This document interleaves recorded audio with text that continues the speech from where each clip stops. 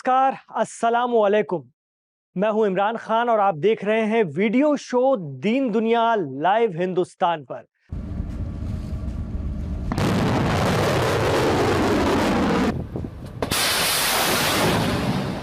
Iran इस बार Israel पर पहला हमला करेगा, ये तय है। इस बार होगा आर या पार। या तो फिलिस्तीन आजाद होगा, बैतुल मुक़द्दस वापस मिलेगा, या फिर मिडिल ईस्ट का नक्शा ही बदल जाएगा।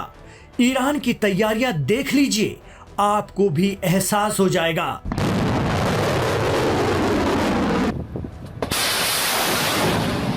ईरान की इन तैयारियों को देख दुश्मनों की नींद उड़ सकती है। अमेरिका और इस्राइल टेंशन में हैं, क्योंकि ईरान ने यह बताने की कोशिश की है कि वो ना तो किसी से डरने वाला है और ना ही जंग के मैदान में झुकने वाला है। 13 से 22 जून 2025 तक इस्राइल के साथ चली 12 दिन की जंग के बाद इस्राइल की नेवी ने पहली बार एक बड़ी जंगी मश्क या युद्धाभ्यास किया था। इस जंगी मश्क का नाम सस्टेनेबल पावर 1404 है। एक्सपर्ट कहते हैं कि इसमें 1404 यानी 1404 नंबर ईरानी शमसी साल की तरफ इशारा करता है।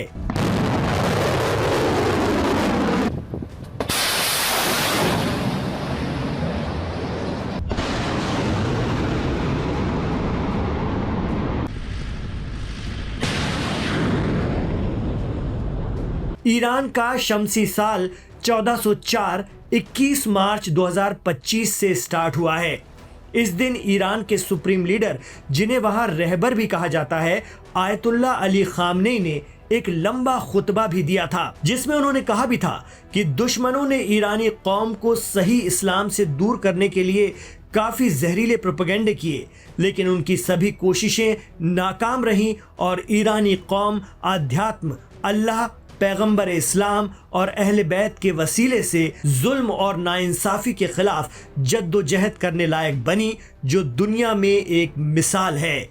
तो इस जंगी मश्क में ईरान की नेवी ने महज 1 मिनट में 11 मिसाइलें दाग कर अपनी जंगी सलाहियत भी दुनिया को दिखा दी है। ये मिसाइलें ओमान की खाड़ी और इंडियन ओशन में दागी गईं।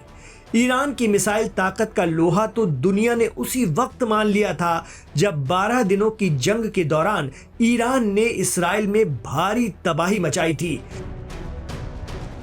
ईरान की मिसाइलें शाहिद, खुर्रम शहर, फतह, मछली जैसी मिसाइल, डांसिंग मिसाइल, सिज्जील, इन्होंने वो तांडव किया कि इस्राइल आज भी उनके जख्म नहीं भूला है। ईरानी मिसाइलों ने इस्राइल और अमेरिका के एयर डिफेंस सिस्टम को भी चकरा दिया था।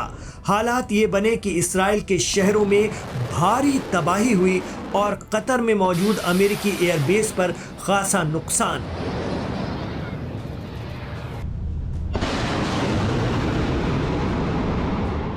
अब ईरानी नेवी ने अपने जंगी बेड़े IRIS सबलान और IRIS गनावेह से नासिर और कादिर क्रूज मिसाइलें दागी, जो अपने हदफ पर कामयाबी के साथ पहुंची। इसके अलावा समंदरी साहिल की बैटरियों से भी मिसाइलें छोड़ी गईं और ड्रोन के जरिए भी निशाना साधा गया। इनमें गौर करने वाली बात यह है कि पिछले महीने ही ईरान और रूस ने कासारेक्स 2025 नाम से ज्वाइंट वॉर प्रैक्टिस की थी।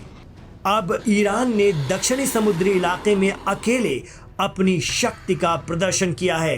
एक्सपर्ट कहते हैं कि ईरान की ये कवायद सिर्फ ताकत का मुजाहरा या प्रदर्शन नहीं, बल्कि इस्राइल को पैगाम है कि ईरान अब भी जवाबी हमले अंजाम देने की ताकत रखता है, और ऐसे वैसे नहीं बल्कि तगड़े जवाबी हमले। एसोसिएटेड प्रेस की रिपोर्ट के मुताबिक ईरान के डिफेंस मिनिस्टर ब्रिगेडियर जनरल अजीज नासिरजादे ने कहा कि देश ने अपनी सेनाओं को नई मिसाइलों से लैस कर दिया है। उन्होंने चेतावनी दी है कि दुश्मन के किसी भी दुस्साहस का मुंह तोड़ जवाब दिया जाएगा। ईरान मामलों पर बारीकी से नजर रखने वाले कुछ एक्सपर्ट तो ये भी कहते हैं कि इराक के करबला में चल रहा अरबईन का सफर पूरा हुआ कि शुरू होगा खेला। दावा किया जा रहा है कि ईरान सिर्फ अरबईन पूरा होने का इंतजार कर रहा है। वैसे तो करबला में अरबईन मार्च खत्म हो गया है, लेकिन दुनिया भर से आए लाखों लोगों को अपने अपने मुल्क वापस लौटने में भी 15 दिन लग जाते हैं। यानी 15 दिन बाद मिडिल ईस्ट में छिड़ने जा रही है एक और भयंकर जंग, और ईरान की तैयारियों को उसी नजर से देखा जा रहा है। Middle east expert Shaukat Bharti कहते हैं कि इसराइल आज नहीं तो कल गजा को खाली कराने के अपने प्लान में उतरेगा ही उतरेगा। भले ही हमास इसराइल के सारे बंधक छोड़ दे, लेकिन पिछले दिनों जिस तरह से पीएम नेतन्याहू ने अपनी फौज को साफ साफ कहा है कि गजा खाली करना है, यानी गजा पर पूरा कंट्रोल, तो इसके बाद कोई इफ बट नहीं रह जाता। बाद में दुनिया का प्रेशर पड़ने के बाद भले ही इसराइल को अपने इस ऐलान पर सफाई देनी पड़ी हो, लेकिन ये उसका एजेंडा है। बकौल शौकत भारती, इसराइल ने अरब मुल्कों के साथ पहले ही इसको लेकर करार कर लिया है। अब होने जा रही है एक ऐसी लड़ाई जो पूरी तरह निर्णायक या फैसला कुन होगी और मिडिल ईस्ट की जियोपॉलिटिक्स बदल कर रख देगी। ईरान इसराइल के बीच हुई पिछली जंग, जिसे ऑपरेशन ट्रू प्रॉमिस 3 कहा गया था, इसराइल के लिए तबाही ही लेकर आई थी। वो तो अमेरिका ने B-2 स्टील्थ बॉम्बर से ईरान के न्यूक्लियर ठिकानों पर हमला किया, जिसके जवाब में ईरान ने मिडिल ईस्ट में अमेरिका का कतर एयरबेस उड़ा दिया था। तब कहीं जाकर ट्रंप ने कहा था कि बस, अब बस करते हैं। लेकिन कहा जा रहा है कि इस बार बस सिर्फ ईरान ही करेगा। ईरान का सरप्राइज अटैक किसी भी वक्त इसराइल पर हो सकता है। अब तक दुनिया ने ईरान का पलटवार देखा था, इस बार पहला हमला देखेगी। इसराइल ईरान सीजफायर के बीच ईरान बेवजह ही ऐसा करने नहीं जा रहा है।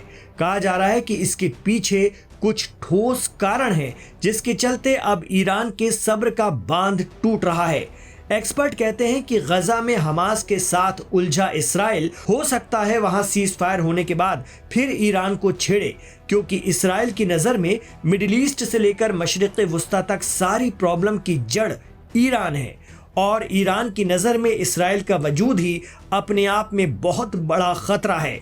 ऐसे में दोनों फिर उलझने जा रहे हैं, इसके आसार बहुत ज्यादा हैं। कहा जाता है कि जैसे इसराइल का एजेंडा क्लियर है, वैसे ईरान का मौक़िफ़ भी साफ है, और वो है बैतुल मुक़द्दस यानी मस्जिद अक्सा की आज़ादी, यानी यरूशलेम और इसके विस्तार में फ़िलिस्तीन की आज़ादी। ईरान इससे पीछे हटने से रहा, क्योंकि ईरान के पहले सुप्रीम लीडर आयतुल्ला खुमैनी साहब की वसीयत में ही क़िबला अव्वल की आज़ादी की बात है। चाहे कुछ हो जाए, ईरान इससे पीछे नहीं हटेगा। मिडिल ईस्ट पर पैनी नजर रखने वाले एक्सपर्ट बताते हैं कि इस बार की जंग में ईरान 100% इन्वॉल्व होगा। न सिर्फ ईरान बल्कि हिजबुल्लाह, हमास, इराक के हज़्दुश्शाबी और यमन के अंसारुल्लाह या हूती लड़ाके भी। तो अब तक अपने डिफेंस में पलटवार कर रहा ईरान इस बार खुद हमला करेगा इसराइल पर। कहा जा रहा है कि हमला ऐसा होगा कि हर तरफ से होगा, यानी मिडिल ईस्ट में मौजूद अमेरिकी एयरबेस से लेकर अरब देशों में हर उस जगह पर जहां से ईरान को खतरा है।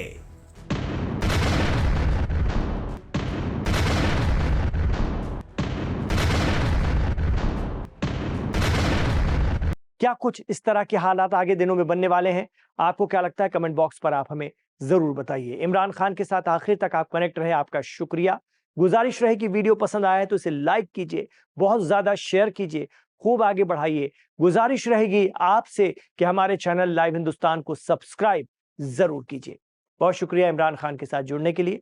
अपना ख्याल रखिए, अपनी दुआओं में हमें याद रखिए।